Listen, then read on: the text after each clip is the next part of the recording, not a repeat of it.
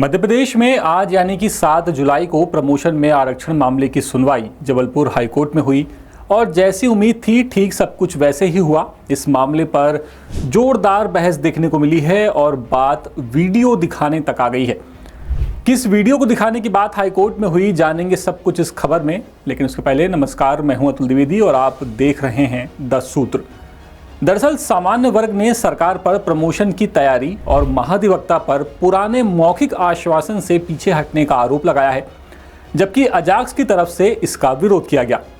सुनवाई के दौरान महाधिवक्ता के कथित मौखिक आश्वासन का वीडियो दिखाने तक की बात कही गई। मध्य प्रदेश हाईकोर्ट की एक्टिंग चीफ जस्टिस विवेक रूसिया और जस्टिस प्रदीप मित्तल की डिविजनल बेंच में मंगलवार को प्रमोशन में आरक्षण मामले की सुनवाई हुई। सुनवाई के दौरान हाईकोर्ट को बताया गया कि इस मामले में महाधिवक्ता प्रशांत सिंह खुद पक्ष रखना चाहते हैं, लेकिन वो फिलहाल यात्रा कर रहे हैं और वक्त पर हाईकोर्ट नहीं पहुंच पाएंगे। इस वजह से सरकार ने हाईकोर्ट से अगली तारीख मांगी और ये साफ किया कि इस दिन यानी कि आज के दिन इस मामले में गुण दोष पर कोई तर्क नहीं रखना चाहती सरकार और विस्तृत पक्ष महाधिवक्ता ही जो है वो हाईकोर्ट में सुनवाई में अपना रखेंगे। लेकिन जैसे ही सरकार ने वक्त मांगा, सामान्य वर्ग की तरफ से अधिवक्ता मनोज शर्मा ने कहा कि राज्य सरकार तेजी से डीपीसी कर रही है। उनका दावा था कि पिछली रात यानी कि 6 जुलाई को ही 15 प्रमोशन ऑर्डर तैयार किए गए हैं। शर्मा ने कोर्ट को बताया कि पहले महाधिवक्ता ने कोर्ट के सामने मौखिक आश्वासन दिया था कि अंतिम फैसला नहीं आने तक डीपीसी नहीं होगी। उनका कहना था कि इसी आश्वासन के चलते कोर्ट ने कोई लिखित रोक लगाने की जरूरत नहीं समझी और ये भी मांग कर दी कि अगर कोर्ट सरकार को वक्त देती है तो सिर्फ इस शर्त पर वक्त दिया जाए कि तब तक सरकार किसी भी तरह के प्रमोशन आदेश जारी नहीं करेगी। सुनवाई के दौरान सबसे ज्यादा चर्चा तब हुई जब महाधिवक्ता के उस कथित बयान का जिक्र हुआ जिसमें प्रमोशन नहीं करने की बात थी। अधिवक्ता मनोज शर्मा ने हाईकोर्ट में कहा कि महाधिवक्ता ने ये साफ तौर पर डीपीसी नहीं करने का आश्वासन दिया था, लेकिन अजाक्स की ओर से पेश जो अधिवक्ता हैं रमेश्वर ठाकुर, उन्होंने इसका विरोध किया और कहा कि कोर्ट के रिकॉर्ड में ऐसा कोई उल्लेख नहीं है और प्रमोशन प्रक्रिया पर रोक लगाने वाला कोई लिखित आदेश भी मौजूद नहीं है। इसके तुरंत बाद मनोज शर्मा ने कहा कि हम कोर्ट में वो वीडियो दिखा सकते हैं। उन्होंने कहा कि अब तो हद हो गई है जब महाधिवक्ता कोर्ट में कोई बात करें और उसके बाद उसे सिद्ध भी करना पड़े, यानी महाधिवक्ता पर जेंटलमैन प्रॉमिस तोड़ने के आरोप लग रहे हैं।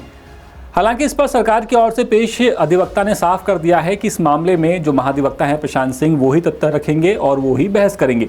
दूसरी तरफ अजाक्स ने कोर्ट में कहा है कि वर्तमान मामले में ऐसा कोई लिखित न्यायिक आदेश नहीं है जिससे सरकार को प्रमोशन प्रक्रिया आगे बढ़ाने से रोका गया हो।